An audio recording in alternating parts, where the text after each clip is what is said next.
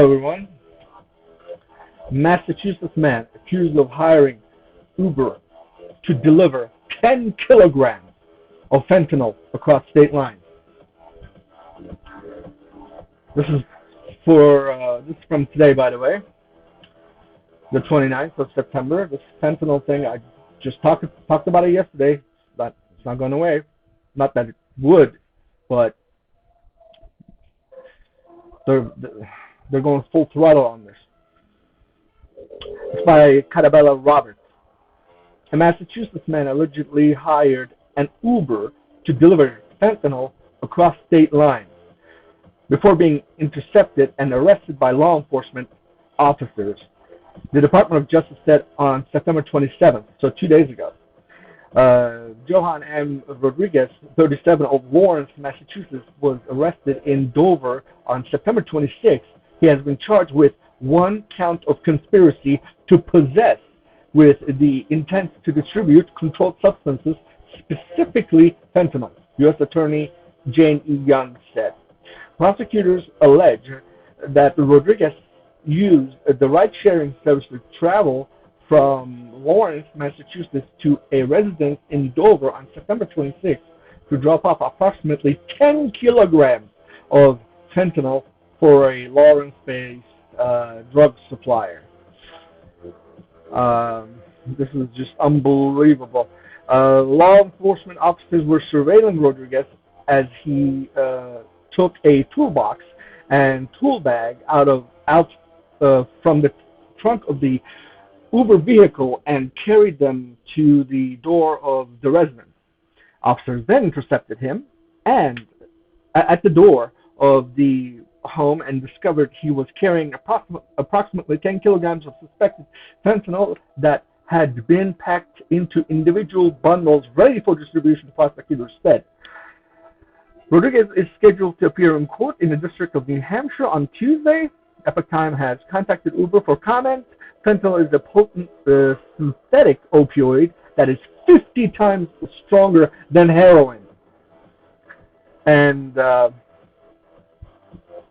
I mean, to those of you who don't know, all drug addiction, if you talk to people who either studied the stuff or are in law enforcement or former drug users, stuff like that, they'll tell you all roads of drugs end on heroin.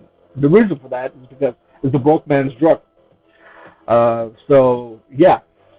And fentanyl is synthetic and it's 50 times stronger than heroin and 100 times more potent than morphine. As little as 2 milligrams is potentially enough to be lethal.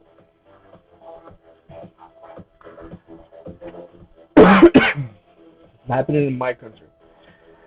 The drug was first approved by FDA to treat acute pain and is extremely addictive.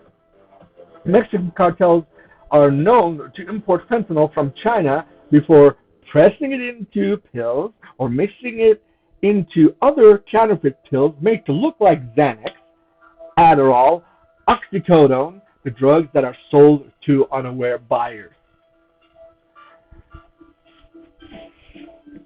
In the previous fentanyl-related story that I covered, I told you that countries that we have been in conflict with in the past, North Korea, China, etc., even Russia to a certain extent, but that's a completely different discussion.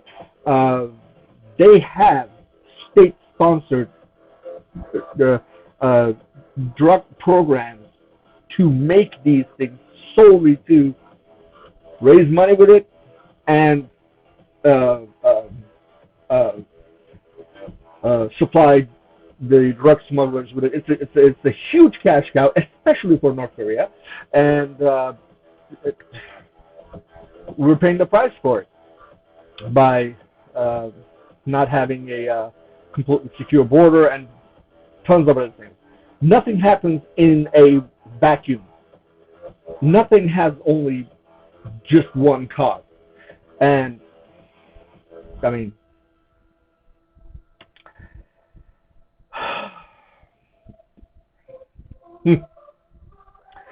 Weapon of mass destruction. We don't have to die all in one. We could die of that. We can experience death by 1,000 cuts. Look at this.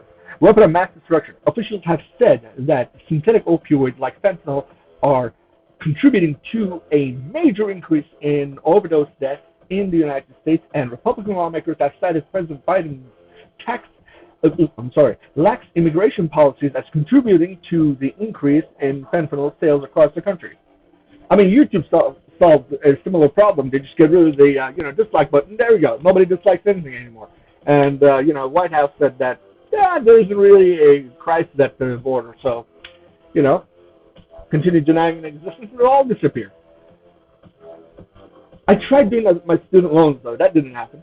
But then again, you see, go back to 2008. Remember how banks were saying that they were too big to fail?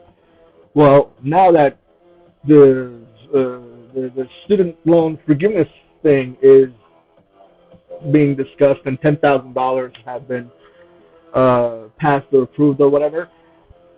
If you think about it, the students that want their loans forgiven are not necessarily in the same boat as the bankers who wanted the taxpayers to bail them out. Because the student, at least, let me speak for myself. I mean, yeah, I have graduated and everything, and I'm working, but I'm a taxpayer. I'm gonna, I didn't have a degree in pottery and emotional studies to have a worthless degree. Nevertheless, I was thinking about the other day, and the students are really in a bad area because they're in a bad situation, because if they get bailed out, it's the taxpayers that are bailing them out, assuming that they're working, so it's them. And if they don't get bailed out, they pay their student loans in however time span, it's still them paying. So you're paying either way. And some may argue saying that, hey, the dollar amount differs, the time span differs. Here's the point. Compared to the banks got bailed out completely. And then they went back to charging you $30 for, having a transaction decline.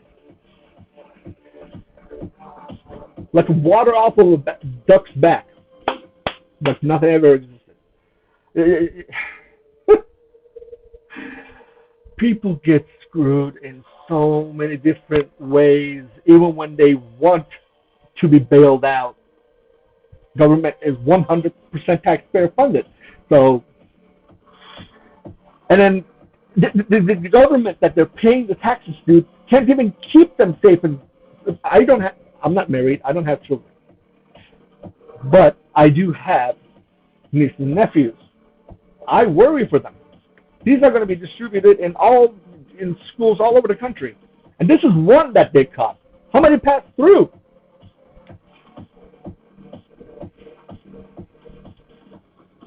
Lord have mercy on us.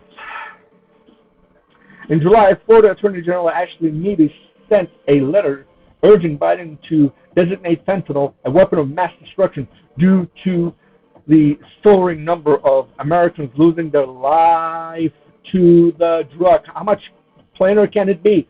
Provisional data from the Centers for Disease Control and Prevention, the CDC's National Center for Health Statistics, shows that 107,622 Americans died from a drug overdose or poisoning in 2021, marking an increase of nearly 15% from the 93,655 deaths estimated in 2020. Can you think of anything else that jumped like that in that short of a time? I can. Christ as my witness, I can. And I have documentation to prove it. My car insurance jumped due to the Biden economy. 25% my premium has jumped.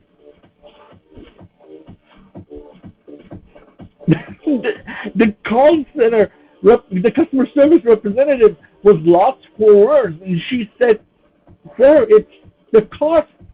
It costs more to insure you now than it did in the past." And I have never in my life have driven less than I'm driving back and forth to work than now. I have a spectacular driving record.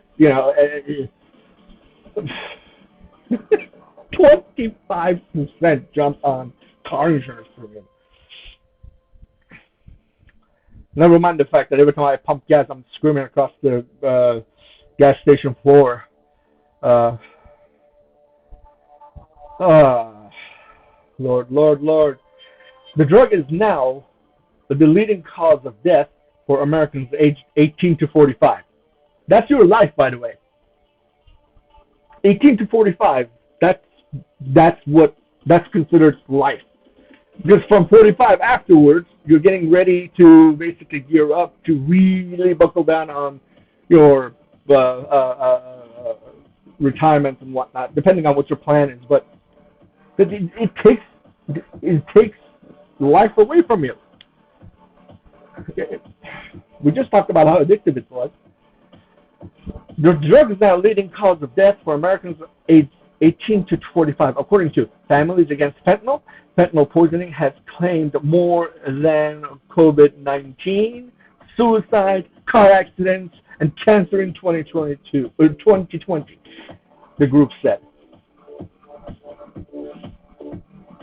Nobody's talking about it because there's no money to be made. Overwhelming majority of the stockholders of which company was it? I think it was Pfizer that had they were Chinese. The CEO of Pfizer didn't even take his own COVID vaccination.